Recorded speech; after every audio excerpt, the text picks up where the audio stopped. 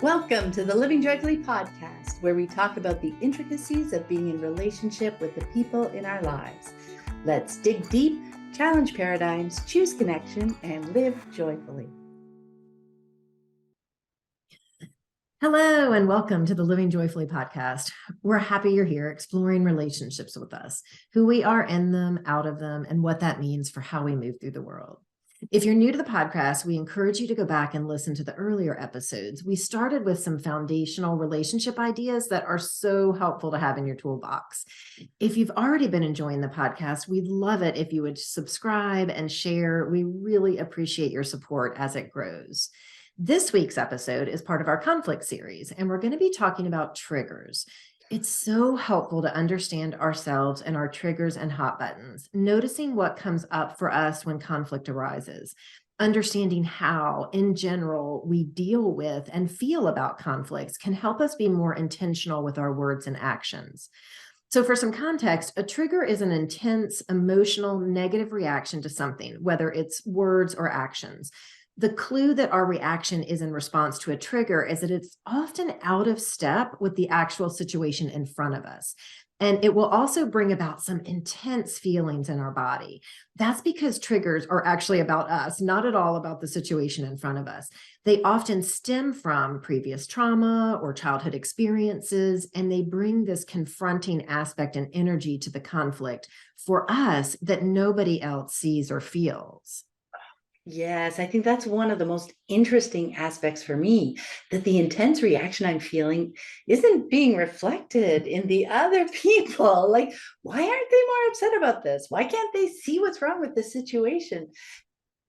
I'd get more upset because it seemed like they didn't care. And I'd feel almost compelled to open their eyes to what was going on.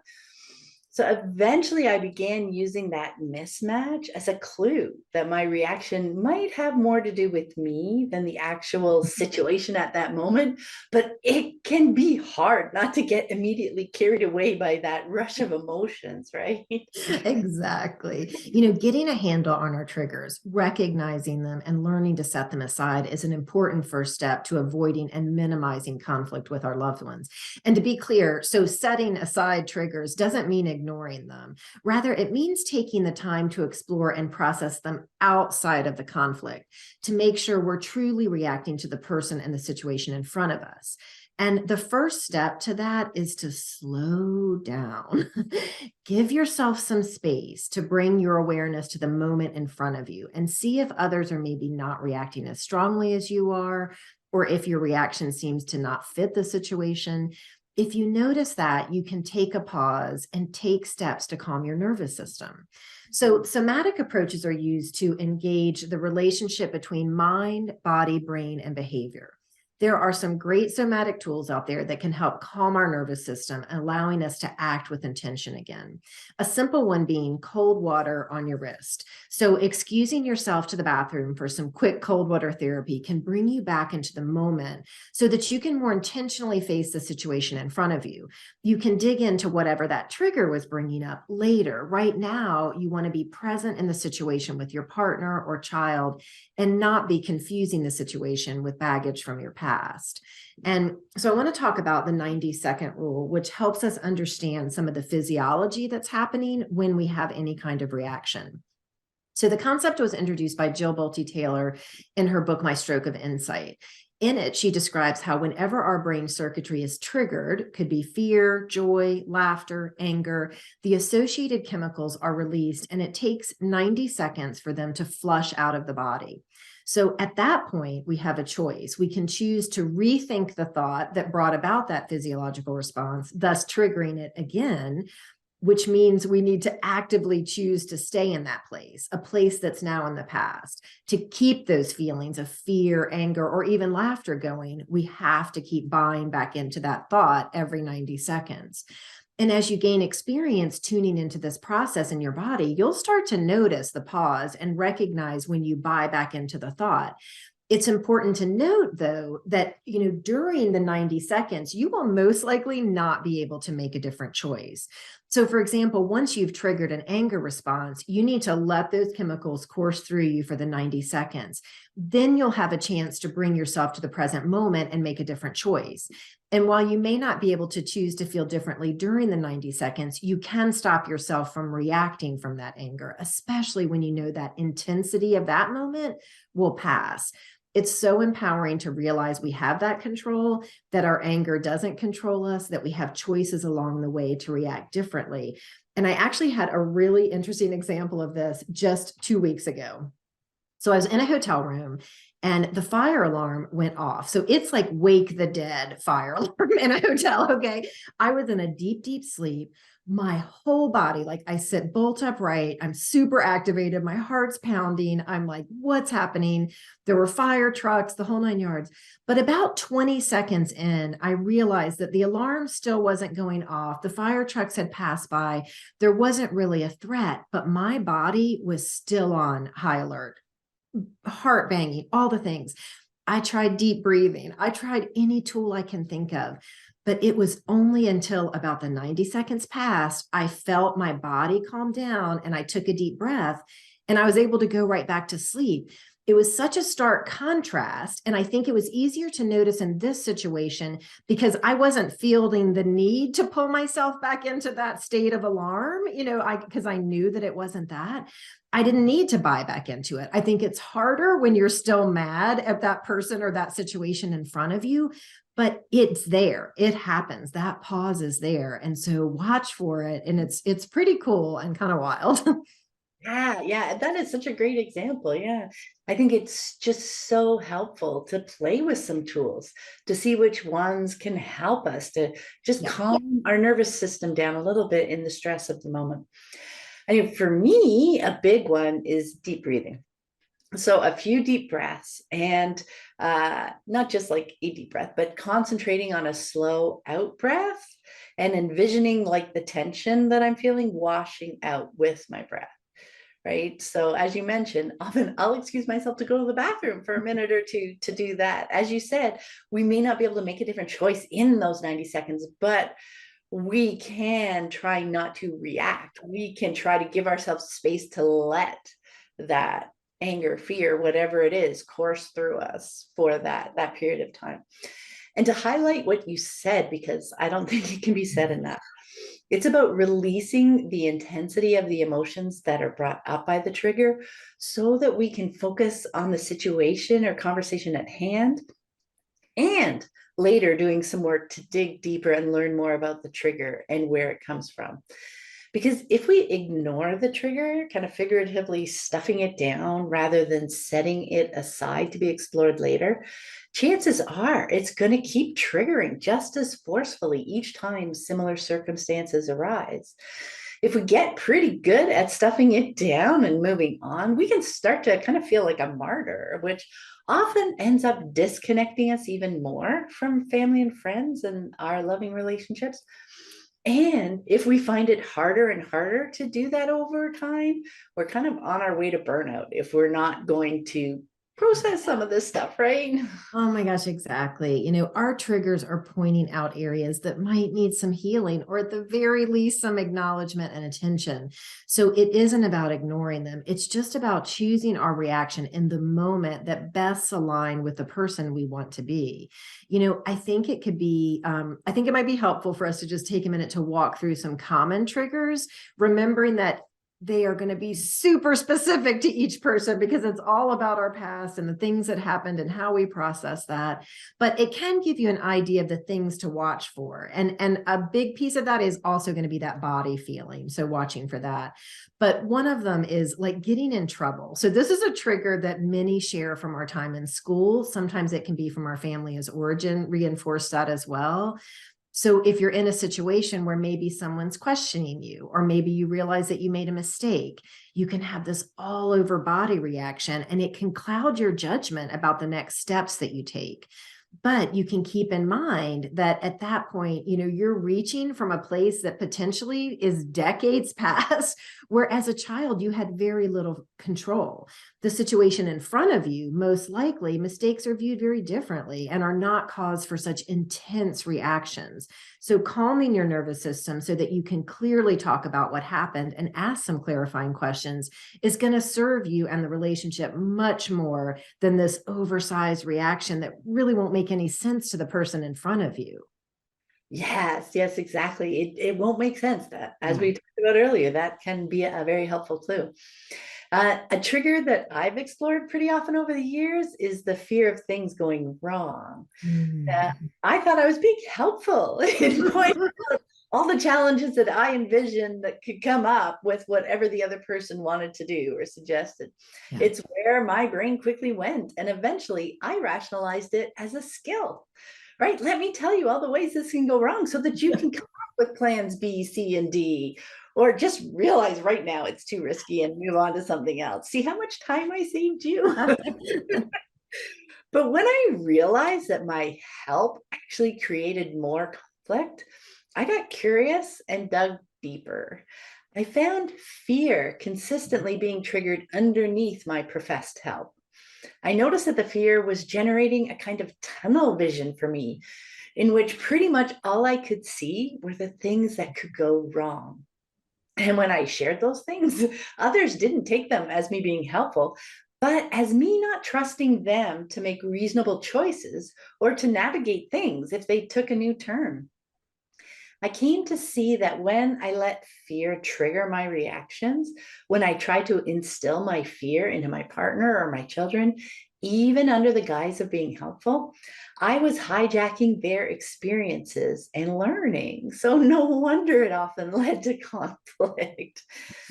So I've gotten much better at instead looking at all the fun and interesting things that could come from the thing they're wanting to do, at seeing their choices through their eyes, like we talked about way back in episode 4, or even just getting curious and asking them what they're excited about. So I also got better at asking if they wanted to hear any feedback about challenges I thought might pop up. So again, it's not about stuffing that down. It's not about never thinking about it. It's like, okay, I'm going to set that aside for a bit. And I'm going to look at this first, look at all the cool things and why they're very excited about this. So, what was really interesting to me was asking them if they wanted to hear that feedback. And the conversations that came up around that were very eye opening. I learned that so often they had already thought about that same challenge and had a plan in mind in case it happened. And what was super fascinating to me was that their thinking about that wasn't driven by fear. It was just part of thinking about how things might unfold. They were just more clues to me that fear didn't need to be part of the picture, part of the conversation.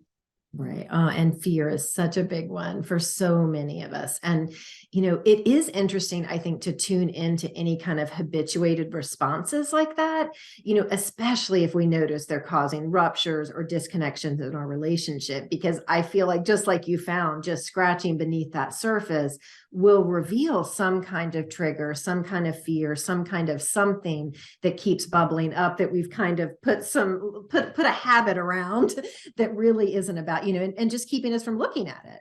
So one of my triggers is around control. So I don't like to be controlled.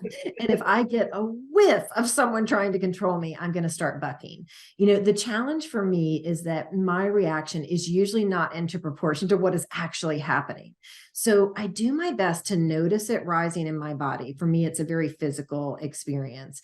And I like to name it just for myself, so I'm like, okay, you're starting to feel controlled. Let's take a quick closer look. What's actually happening here? And so often, I mean, honestly, I'd say like 99% of the time, it's all about that other person. And they really aren't intending to control me or really even thinking all that much about me at all. And, perhaps it's, they're not feeling heard about something or supported about something. So if I spend that time to really listen and understand where they're coming from, then we can find a path through whatever the issue is. But if I start bucking against this perceived control, then the conversation invariably goes sideways. And it's just so often, again, it's just this defensive reaction in me doesn't leave space for any learning about what's actually happening for that person in front of me. Exactly, because so often we can quickly shift the conversation to be about the trigger and Right, about exactly. what's going on in front of us. Like, and they're like, what the heck happened? Right. A bit of a twist on that for me is that agency is very important to me, meaning choosing what I do. Yeah. So, what can happen often is I'm intending to do something soon, then someone, often my partner, asks me to do the thing. Well, suddenly, yes, that whole body Yes. full fresh. Suddenly it feels like I've lost my choice, my agency. And now I'll be doing the thing to meet their request rather than doing it because I want to do it, even though I was already planning to do it. Resistance just immediately floods through me. And I need to work through that first, find my choice again, and then do the thing that I wanted to do all along. What that also means is that I am careful with my asks of others so that they aren't received as demands and leave space for a cheerful, yeah, I was already planning to do that this afternoon, you know? Yeah, I have definitely felt this one too. And again, for that person asking, either they may just be processing out loud, they may be trying to check things off of, our joint list. They're not trying to take away my agency. And it still feels like they are. So recognizing that trigger just helps me, not kind of snap back at that and just like, okay, that's about them. I'm planning to do it then. It's not, I don't know, because again, it's almost even hard to kind of explain why that triggered reaction is so intense because it doesn't make sense to the situation, and that's again your clue to, okay, this is not about this person or this situation. This is about something that stems from long ago, most likely. And so I think another kind of flip side of this is that it can be really helpful to recognize when someone you're talking to is triggered. So that will help you not take their actions personally. You can see that, they're bringing an energy from somewhere else into the conversation. And at that point, you can help slow things down. That will give them permission to slow down as well. It's never a time to push a point when you have somebody who's triggered in front of you. It will not go well. Asking for a break for yourself can give them a moment to regroup. Sometimes there's space for gentle questions, but often it's just better to just slow things down and allow them to ground back into the moment. We don't want to kind of meet that with defensiveness, or that's, again, I really think you'd see when you start looking, that's where so many conflicts happen. In our closest relationships, I think it can be helpful to talk about this beforehand and kind of have a plan if one of you is triggered. You can each decide what would feel okay in the moment. Is it moving towards a break? Is it a code word? Is it somatic tool? Having some tools handy will help you both navigate those moments so that it doesn't spiral into a deeper conflict. Because when we're in our kind of rational brains, we don't want some trigger from our childhood to be impacting this relationship in front of us. Yes, yes.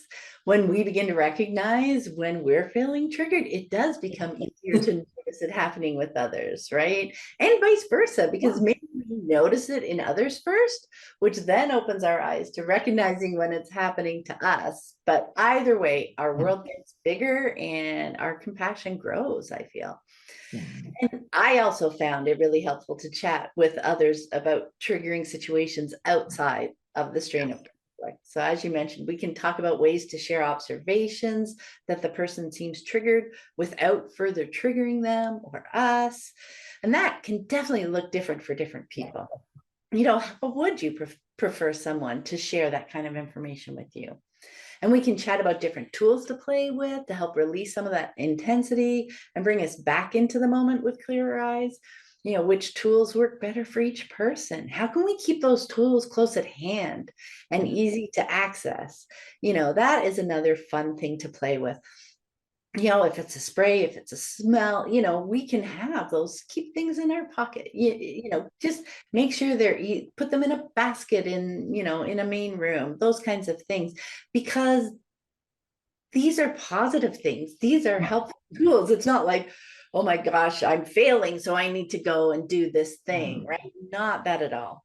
And we can also chat about different ways to approach conversations that have a better chance of just not triggering the other person's trauma or bad memories or fears.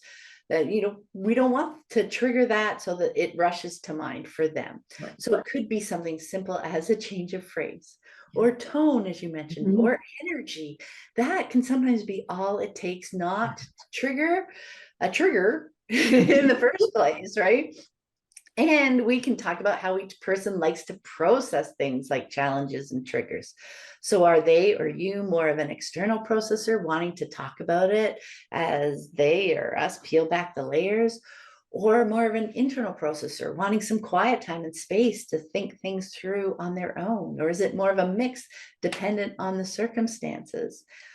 And of course, all of these are not one and done conversations.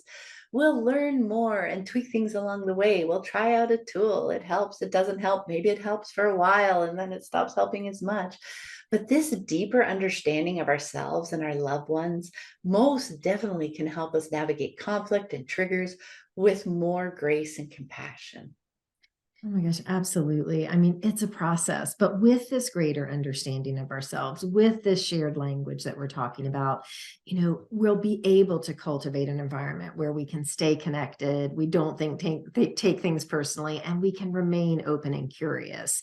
And I think, again, as we've been talking about, just bringing awareness to that, it changes what's happening in the home because we have this language, we have this understanding. So it's not this, I don't know, just running through the motions and kind of repeating the same fights or repeating the same triggers or getting triggered every time something happens. So I really love just these simple things that just bring new language and new awareness to the situations.